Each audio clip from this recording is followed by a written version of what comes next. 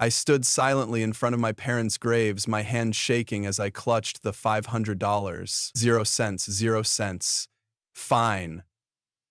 They had been buried for 3 years, and the HOA had still issued a ticket for non-compliance with lawn mowing regulations. The cold way, she said. The rules are the rules. Made my chest tighten, not because of the pain of loss, but because of her arrogant stubbornness. She thought I would collapse and would stay silent, but she didn't know, at that moment, I had decided that no one would trample on my parents' memory, and then I would launch the most costly counterattack of her life. I am David Miller, 28 years old, and I have just returned to Maple Ridge after burying my parents to sort through their possessions and decades of memories. The old two-story house where I grew up sits quietly on Elm Street, its white picket fence now chipped and small yard overgrown with weeds. Margaret Stevens, 38 years old, with short, perfectly styled blonde hair, had come to our quiet neighborhood 5 years ago from some unknown big city, immediately positioning herself as the self-appointed guardian of property values and community standards. What she didn't know, what no one in Maple Ridge knew, was what I had done before the psychological warfare began, exactly 24 hours after my parents' funeral, when Margaret appeared at my front door, clutching an official-looking clipboard and wearing that signature white shirt pressed to perfection. "I'm terribly sorry for your loss, David," she said with practiced sympathy, "but I'm afraid the property has already accumulated several violations." She handed me a $200, 0 cents fine for weeds that had grown beyond the mysterious 6 in regulation I'd never heard of in 28 years of living here. "Mrs. Stevens, I just buried my parents yesterday," I said, trying to keep my voice steady. "I'm still processing the estate. Could I possibly have some time to address these issues?" Her expression shifted from fake sympathy to business-like coldness in an instant. "Regulations are regulations, Mr. Miller. Grief doesn't exempt anyone from community standards. You have exactly 72 hours." The way she emphasized exactly while adjusting her clipboard told me this wasn't about property maintenance at all. Margaret returned 3 days later with reinforcements, this time accompanied by a man she introduced as OA Compliance Officer Jenkins, though he looked more like hired muscle than any official I'd ever met. She presented me with a $350 0 cents fine for improper trash bin placement and failure to maintain curb appeal standards when I pointed out that our bins had occupied the same spot beside the garage for 2 decades. Margaret produced a freshly printed regulation book that still smelled like printer toner of last month. All refuge containers must be positioned no less than 15 feet from the street and no more than 3 feet from the residence. She read mechanically. "You weren't present at the community meeting where this was voted on, so naturally you wouldn't be aware of the changes." I noticed she kept glancing at her phone and checking the time, but she had somewhere more important to be. Mrs. Peterson from next door had mentioned something about Margaret's husband being a prominent lawyer in the city, though. In 5 years, nobody had ever actually seen this mysterious spouse. The public humiliation campaign launched the following week when Margaret organized what she called an emergency community standards meeting right there on my front lawn. She'd invited the entire neighborhood to witness what she dramatically termed a textbook example of how property neglect affects everyone's home values. About 20 neighbors gathered on the sidewalk while Margaret, resplendent in her crisp white shirt and armed with a megaphone she'd somehow procured, delivered a speech about community responsibility and property maintenance obligations. "Ladies and gentlemen," he announced, gesturing toward my house like a prosecutor presenting evidence, "this is precisely what happens when residents choose to disregard the community standards that protect all of our investments." She read from her clipboard a detailed list of my supposed infractions, from grass height to mailbox positioning to the color of my garden hose. Mrs. Peterson looked mortified. Mr. Martinez shook his head in disgust, but Several newer residents nodded along with Margaret's performance. I stood in my doorway, feeling the weight of judgment from people who'd known my family for decades.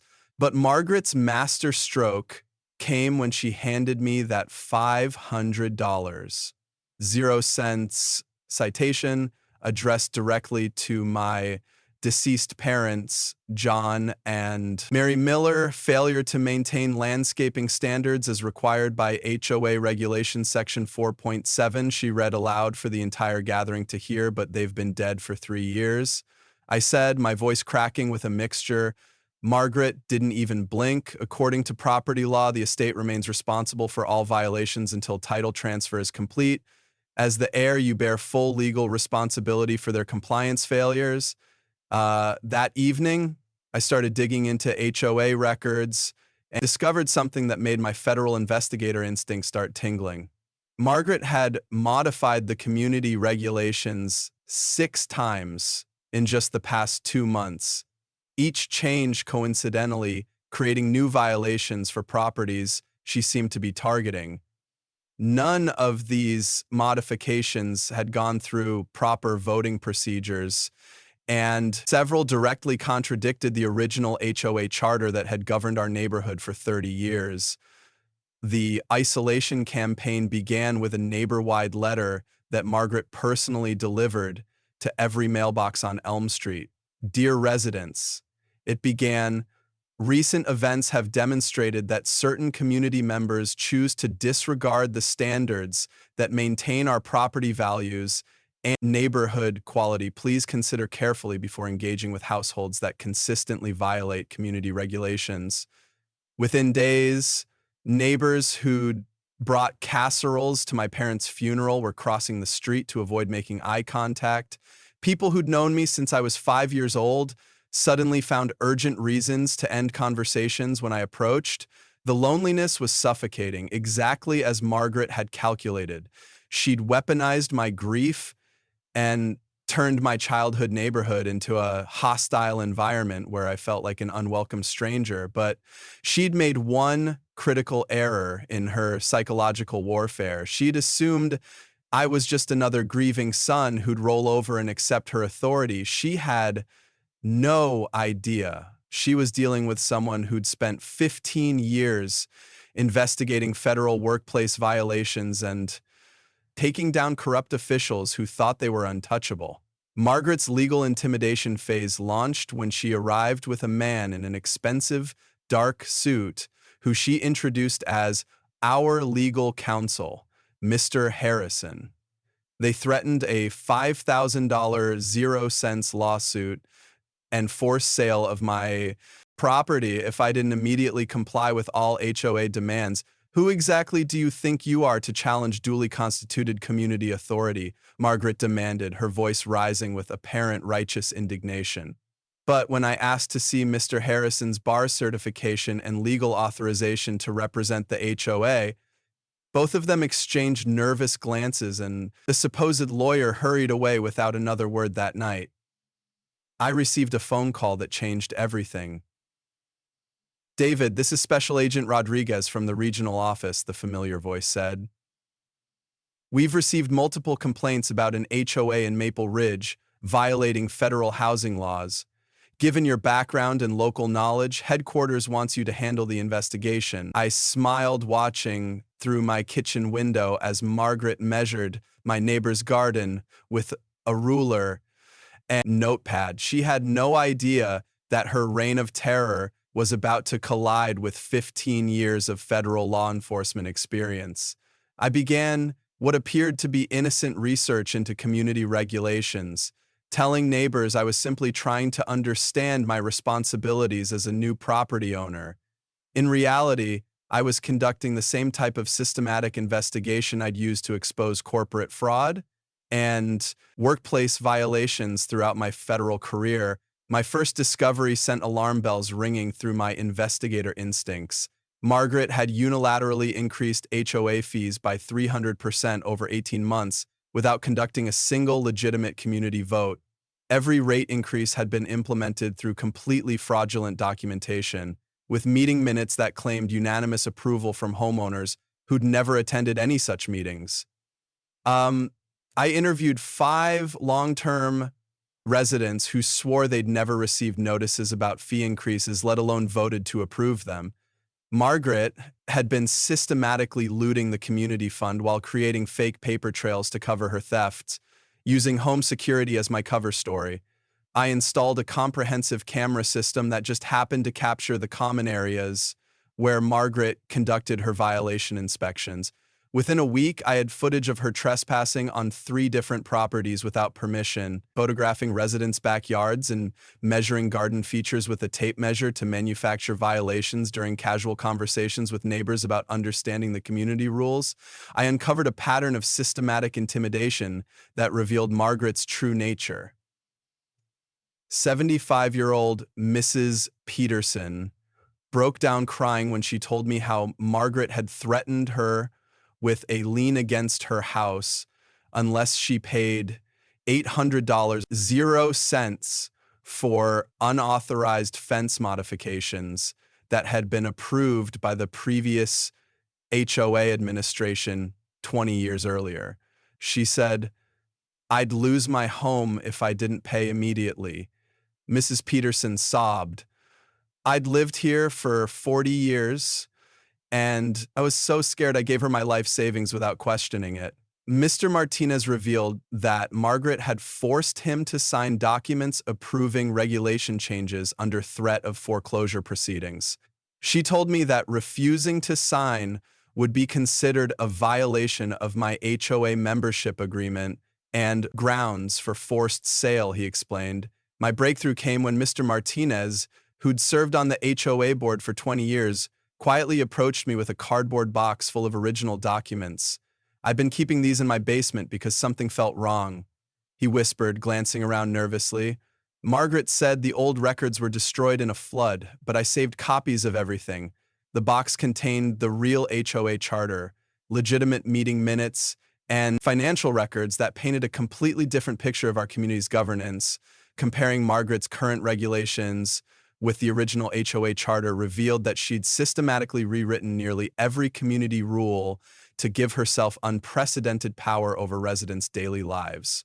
The original charter limited HOA authority to basic maintenance standards and common area management. Margaret's version gave her control over paint colors, landscaping choices, parking arrangements, and even the types of decorative items residents could display in their own yards. Through my federal network, I ran a comprehensive background check that shattered Margaret's carefully constructed identity. Margaret Stevens wasn't her real name. She was actually Margaret Williams, a convicted fraudster who'd been sued by investors in California for operating an illegal Ponzi scheme. Court records showed she'd fled the state while facing federal charges for securities fraud and identity theft. Her entire presence in Maple Ridge was an elaborate.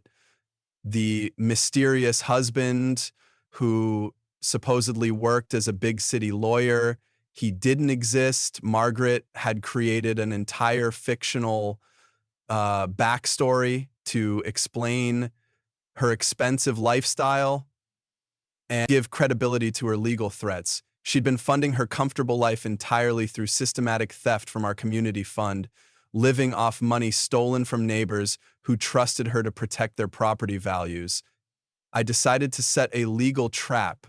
Using my knowledge of federal housing regulations, I offered to pay a voluntary settlement of $1,000, 0 cents, to avoid prolonged legal proceedings and community disruption. Margaret practically salivated at what she saw as my capitulation, eagerly agreeing to a recorded phone conversation where she outlined exactly how she planned to continue expanding her authority over community members. "Don't you pay the settlement, Mr. Miller? You'll be acknowledging HOA authority over your property," she explained gleefully. "That means any future violations will result in immediate fines without appeal options. I'm also implementing a new monthly compliance fee for all residents to fund enhanced enforcement activities." She had no idea I was documenting every word of her extortion attempt for federal prosecutor. My final investigative breakthrough came when I examined property records at the county courthouse. My house had been built on federal land that was transferred to civilian ownership with special protective covenants still in effect. The HOA had absolutely no legal jurisdiction over my property, and any attempts to impose fees or regulations constituted federal law violations. Margaret had been unknowingly committing federal crimes every time she stepped onto my land. Digging deeper into my father's papers, I discovered he'd been a military engineer who deliberately chosen this property because of its special legal status. He'd wanted to protect our family from exactly this type of community harassment, and his foresight was about to become Margaret's downfall. A handwritten note in his files read, "A federal covenant protections ensure no local authority can interfere with family property rights. Choose this house to guarantee David's future security."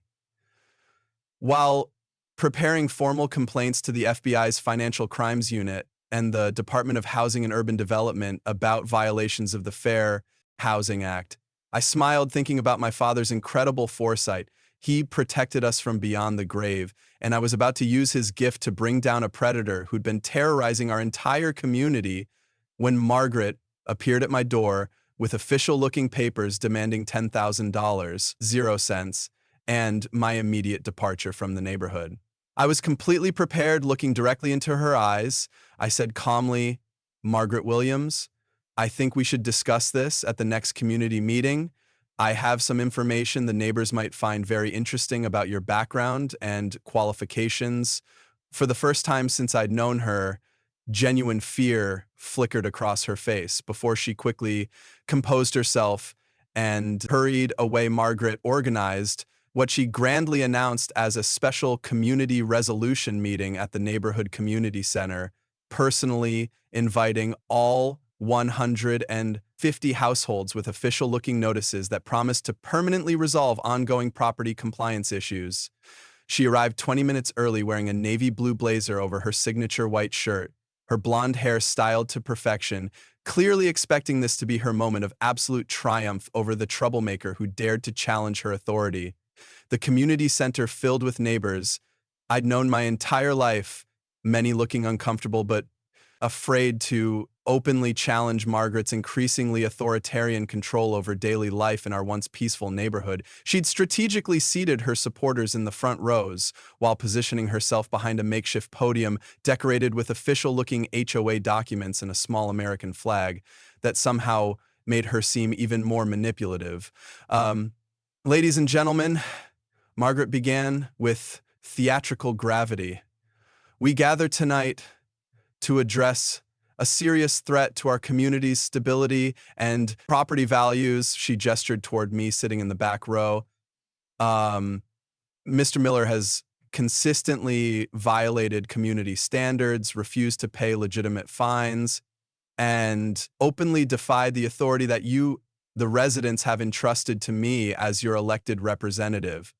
Margaret spent 15 minutes reading from her fabricated list of my supposed crimes against the community, building dramatic tension with each accusation: failure to maintain regulation, grass height, improper mailbox positioning, unauthorized garden hose storage, non-compliant holiday decorations, and most seriously aggressive confrontation of HOA officials attempting to perform their lawful duties. Her voice rose with practiced indignation as she delivered her devastating finale.